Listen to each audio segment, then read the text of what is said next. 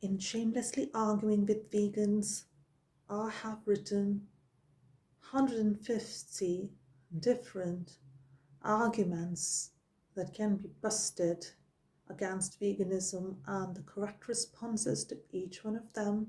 You can download this book, A Handy Guide on Veganism, free of cost from www.earthhealingnetwork.com. And in this short video, I'll provide an argument of the day now. Before I do that, I'll read a short para from this other book I have authored, Hold Your Appetite, Vegan Poetry for Ascension, for raising the consciousness of humanity. Let's see which one comes up.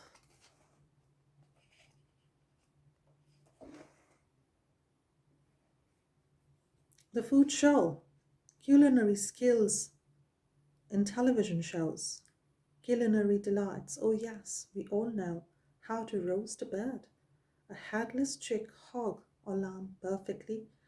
Oh, do not worry, they kill them quite gently, although we did not really see. We rape them humanely, believe us please. We breed them for profit, they're objects, they're sold, not for free. You cannot hold them and rescue them from those hells. You will have to buy them because their owners will only sell, and that too dead. They will, of course, be bloodily slaughtered.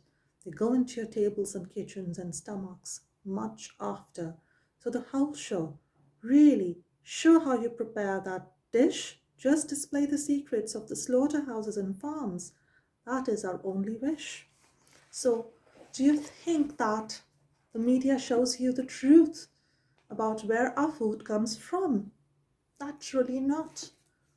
They will tell you, oh, just add chicken breasts to that satay sauce of yours purchased from the market. Ingredients back, you will always read, just add some fish or add some beef to this pasta dish. Well, they think it's some vegetable that you're adding. They want you to think that way because they want the profits to be made by the lobby of animal agriculture. It's a multi-million-dollar business, and it's time to expose it threadbare. Argument 117. We just take a bit of excess milk to relieve the cow. We consume milk, but only and only after the baby has suckled enough milk for that time period. Is it true? These animal farmers are fooling us. That's not how milk is farmed. First of all, you're not a baby cow. You don't need cow's milk, especially when you are a fully grown adult or a teenager. You've been weaned in your infancy itself. Your mother's milk was right for you. Even then, all doctors said that, didn't they? No one said, oh, the cow's milk is perfect for a baby. No, it's the mum's own milk. And similarly, cow's milk is very nutritional, but only for the cow's baby. Now, if you want the texture or flavor of milk just for taste, well, you can get hundreds of other alternatives: hemp, rice, almonds, cashew, oats, peanut. I don't know how many. The other day I saw pea protein milk. So much is there. Potato milk was sold. And they're all cheap. Now in UK where I live, plant milk is cheaper than cow's milk. Will you have deficiency? No, you'll only have deficiency of diseases because dairy is responsible for so many diseases. You're forcibly breeding someone, so it is rape. They're interfering in their life. It's morally wrong. It's completely unnecessary. It's harmful. It harms the environment. It harms nature. It's causing climate change. So where is the good sense in it? It causes you pandemics. You are not required as a human to find wild animals and relieve them of excess breast milk, are you? Do you go around looking for various species of animals? Oh, this animal is a mom now, so much milk, let's relieve them. No, you don't do. You don't do that. You don't go around suckling different breasts, do you? That is not the right civil way to live. We leave nature alone. We leave animals there in the wild where they're meant to live with their own families. Not killing the baby, not killing the mother immediately doesn't mean that they won't be killed tomorrow. So your farmer wants you to believe that, see, today we didn't kill the baby. We'll let him suckle a bit. And in some farms they do that, but those farms are very few. And even there, they still send the babies and mothers to slaughter. In certain farms where slaughter is banned, in certain places of India where I come from, certain cities, only few, a handful of towns, maybe 6 or 7, there, because slaughter is banned, they don't kill the baby or the mother there in that town, but they still get sold into other towns. Yes, that's how money is made.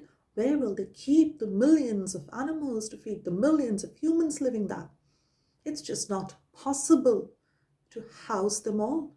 Some of them are found wandering about on the roads, the roadsides, on the streets, here and there, eating from garbage, but those are just a few. Trickle down effect. Most of them are going to slaughter. Yes, they are. Nothing good happens in a farm to any animal, including in dairy farms, even in the best of them.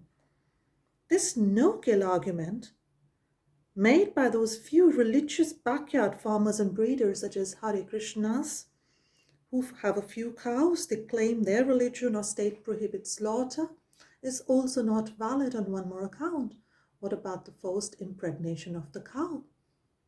They're not consenting adults, are they? They don't really want to have a baby. You want them to have a baby so you can take their milk greedily. Why are you being greedy? Why separating the babies? Why milking? Why touching the udder of another female? Isn't this a shame? Is this a nice thing to do? Is it consensual? No. You force motherhood on them and you call them your mother. You're forcing her to give you milk. She didn't choose that. It's all rubbish that you're doing. Milk production is also artificially modified for abnormal lactation. It's too heavy. The udders are heavy. They have mastitis. They have various diseases. They are very uncomfortable. Sometimes they fall down and get crushed by their own weight. Sometimes I've seen certain videos in which in the horrible farms, factory farms, which are where majority of your branded products, the milk that you buy daily actually comes from. And don't lie and say that you only buy from backyard breeders, because you're purchasing butter, cheese, and so many things from around. They slaughter the infants at a young age after the abusive breeding and rape of the mother, after milking her repeatedly in a horrible way through machines that hurts them. They also torch flame udders for hair removal so that the milking is easier. Sometimes they prevent suckling of the calves by putting devices on the mouth of the calf. If they don't kill the calf, they give the calf artificial soya milk. I have seen in my childhood, in that sacred town Mathura where I used to live, where cows were worshipped, the farmer pushing away the calf repeatedly. I was just 10 years old. Actually, I was less than 10. I was probably 7 or 8 years old. And I clearly remember questioning that farmer about why you're not letting the calf feed. And he said, it's for you, the milk is for you. And I said, no, I don't want it. Let the calf feed, because it gave me so much joy to see the baby feed milk from his own mother. It brought me tears to see the baby being pushed away. How can you do such things and say it's okay in your place, in your farm, in your city? It's never okay, because I have witnessed it in person. In some cases, when farmers breed cows, Hindus, Jains, they are still transported cruelly in these trucks. Okay? Sometimes they're turned into leather. They even call it a himsa leather when the baby dies of hunger and the skin is taken away. And this happens in West Bengal, in certain parts of the country. In many parts of the world, they don't even care about these excuses. They just kill them because they eat beef. So, This entire argument is so lame, but it's so popular. When I was a mom, I was taught that you should pump and have milk extra kept for your baby, but my baby was feeding well. The milk comes on demand of the baby. There is nothing like excess milk, and there's nothing like excess feeding of the baby. The baby is not going to suffer if you give milk as per the baby's natural demand. There is a telepathic connection between the mother and the baby, and the breasts know how much milk to produce for the baby at any point of time. In fact, milk starts coming out of the baby, starts crying on its own. That is how beautiful the mammary gland system is. It's linked to the baby because the mom and baby bond is a sacred one. Don't fiddle with them. Let them live. Let them be happy. Leave them alone. So when the mother does not feed the baby, the mother suffers. The mother has different infections and also can be victim of cancer. Yes, breast cancer is caused if you don't feed your child, if you're not given enough opportunity for breastfeeding, and it also causes deadly diseases to the babies. Similarly, in cows and calves, you need to let them be healthy. So, yes, don't shift their patterns, their rhythms.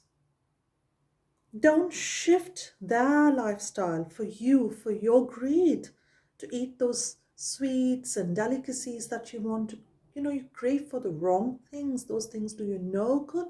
Just sugar and animals' mammary gland secretions. It's a bodily secretion. Would you like to take milk from an unknown female and create Diwali sweets with it? Now, some people say, oh, the baby got colostrum, so that's enough. Colostrum is the fluid that comes out in the beginning, just when the baby is born. And that's not just enough. You need to also let the baby and mother enjoy building a mother and baby bond. I've been a columnist with Mother and Baby magazine. I've read several articles by several authors on this. I've been trained in a breastfeeding workshop. Why then, as mothers, as parents, don't we understand these basic things apply to even the animal kingdom of other animals? We are part of the animal kingdom. So let's respect motherhood. Let's respect nature. Let's leave them alone. Remember, what the show in the media, as the poetry had said, is not the truth. That's not how milk comes to your table and your candies. That's not how animals get turned into things. They are not vegetables.